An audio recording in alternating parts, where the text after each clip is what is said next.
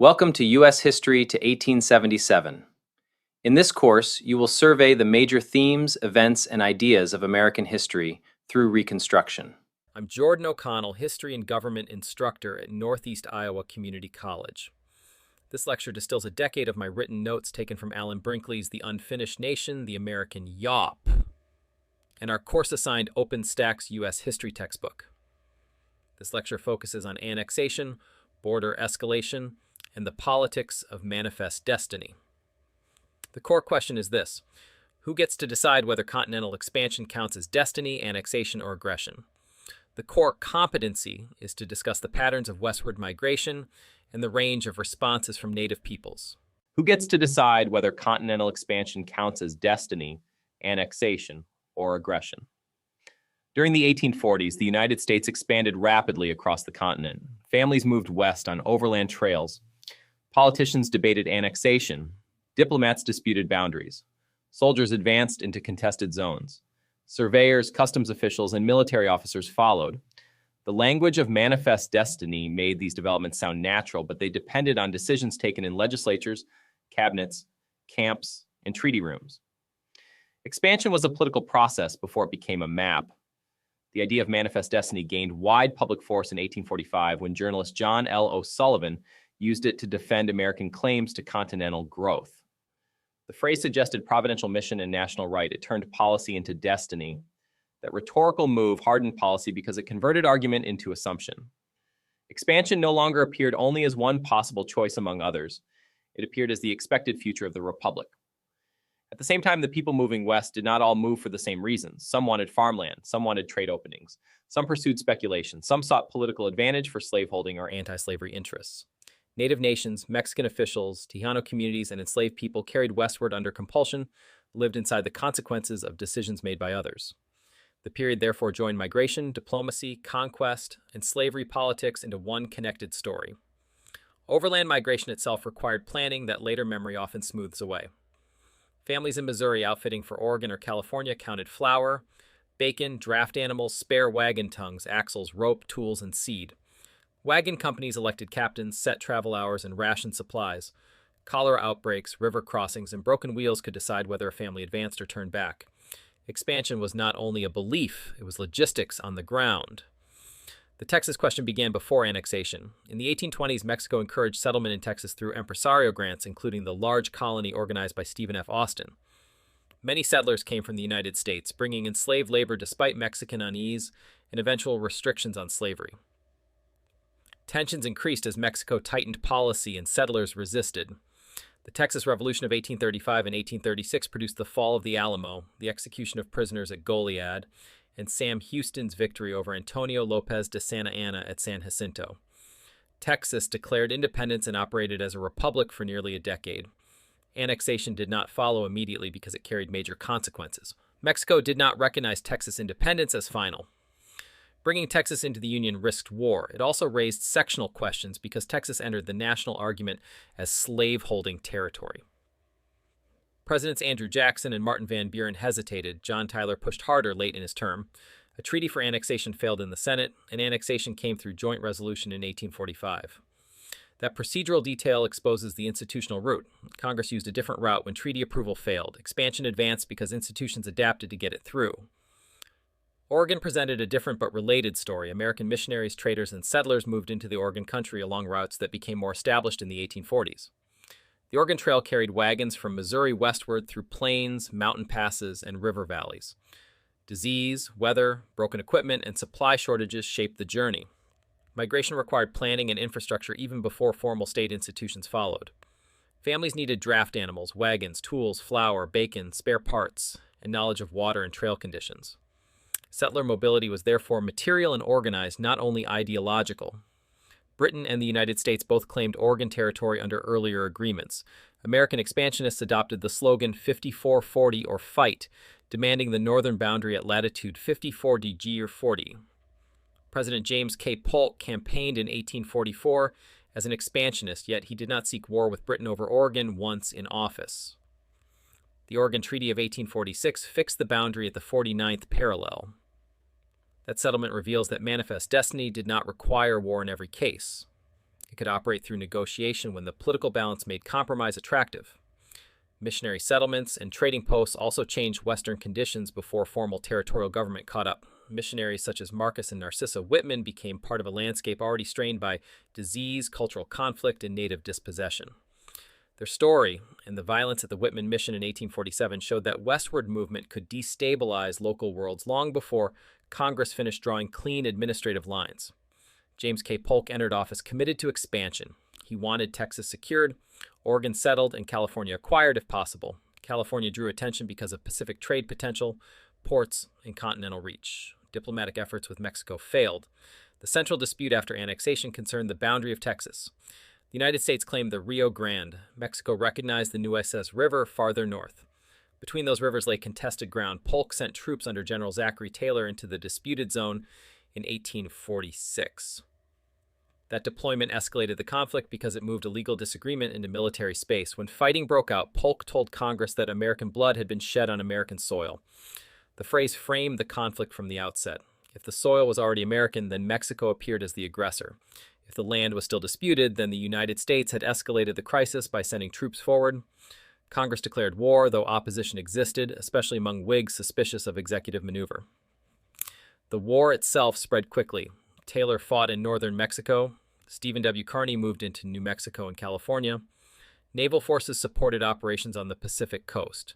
Winfield Scott led the campaign from Veracruz to Mexico City. These movements required transport ships, supply lines, animal power, quartermasters, munitions, and occupation administration. War was not a speech, it was a chain of logistical decisions. Volunteers and regulars needed food, uniforms, weapons, and pay. Disease killed many soldiers before battle did. Roads and ports shaped the war as much as battlefield courage. The slavery question deepened as victory became likely. In 1846, Representative David Wilmot introduced the Wilmot Proviso, proposing that slavery be barred from territory acquired from Mexico. The proviso did not become law, but it exposed the central political issue raised by conquest. Would new Western territory strengthen slaveholding power or restrict it? Every map gained from Mexico immediately became a constitutional and sectional problem. Expansion abroad and conflict at home were now inseparable. Native peoples across the West also faced intensified pressure. Trails, forts, wagon trains, and military campaigns cut through lands already occupied and governed by native nations. The Mexican War did not replace earlier Indian policy. It widened the theater in which native sovereignty could be ignored or overridden. Expansion moved by layers. One conquest did not cancel another. It accumulated. Congressional critics of the war recorded another constitutional concern. Whigs, such as Abraham Lincoln, questioned Polk's claim about where the first blood had been shed and whether the executive had maneuvered the country into conflict. Those objections did not stop the war, but they showed that territorial ambition and presidential initiative were being judged together even at the time. Army occupation also required provost rules, supply depots, bilingual notices, and military courts in captured towns. The Treaty of Guadalupe Hidalgo, signed in 1848, ended the war and transferred an enormous territory to the United States, including present-day California, Nevada, Utah, most of Arizona and New Mexico, and parts of Colorado and Wyoming. It also fixed the Rio Grande boundary for Texas and committed the United States to pay Mexico $15 million while assuming certain claims of American citizens against Mexico. The document sounds orderly. That is part of its importance. A military victory becomes legal settlement through treaty language. The treaty promised protections for property and outlined choices for Mexican residents in the ceded territory. Those clauses reveal the pressure because they reveal the challenge of changing sovereignty. Once one government yields territory, courts, taxes, language, land titles, and citizenship questions all change. Residents do not move instantly into stable new status. They enter a disputed transition. The treaty records a transfer, but the administration of that transfer continued through local courts, land commissions, military occupation, and congressional decisions. Reading the treaty against the war reveals the tension between legality and coercion. A treaty signed after military defeat is still a legal document, but it is also a record of unequal power. The language of peace and settlement does not erase the sequence that produced it. Annexation, disputed borders, troop movement, war, occupation, and defeat. That sequence belongs inside the reading of the source. The treaty also points directly toward the sectional crisis. Once land entered American possession, politicians had to decide how it would be governed and whether slavery would enter it. The treaty closes one war and opens another kind of struggle. California gold, discovered in 1848, accelerated migration almost at once. Territorial expansion moved faster than Congress could settle its political meaning. The property clauses created long, legal afterlives. Mexican landholders and communities often had to defend claims before American courts and commissions that demanded documents, translations, surveys, and legal fees. A promise in a treaty did not guarantee easy recognition in practice. The post-war settlement therefore became a land title and court process as much as a diplomatic settlement. Manifest Destiny changed the country physically and politically. Oregon migration strengthened settlement in the Northwest. Texas annexation brought a former republic into the Union and sharpened sectional tension. The Mexican War produced the Mexican Cession and opened a vast new round of territorial governance. Surveyors, soldiers, customs officers, judges, and land commissioners followed the flag. Expansion therefore required administration after movement and after war. The same process destabilized the Union. Every new territory raised the slavery question again. Would Congress permit slaveholding expansion? Would free labor dominate? Could sectional balance survive continued growth? The Wilmot Proviso debate, the admission pressures surrounding California, and later compromise efforts all flowed from these new lands. Expansionists had promised greatness.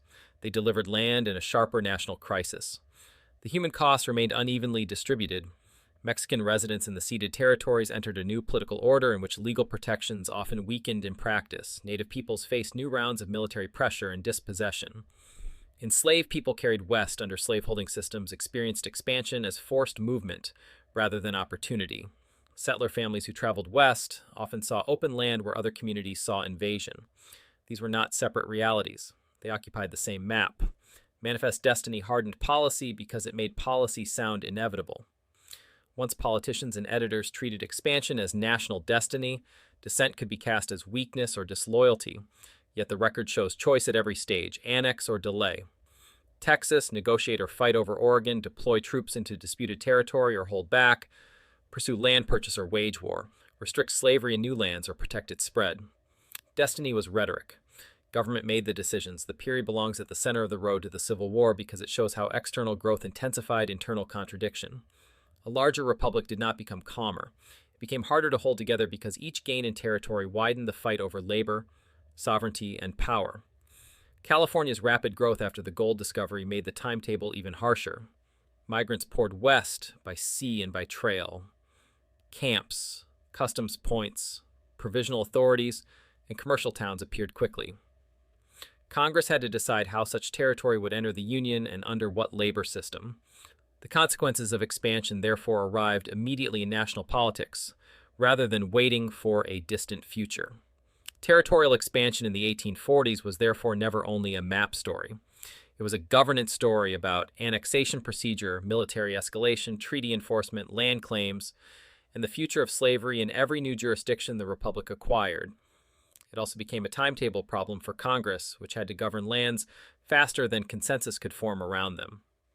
Expansion moved by joint resolutions, army columns, treaty lines, and congressional calendars, rather than by destiny alone.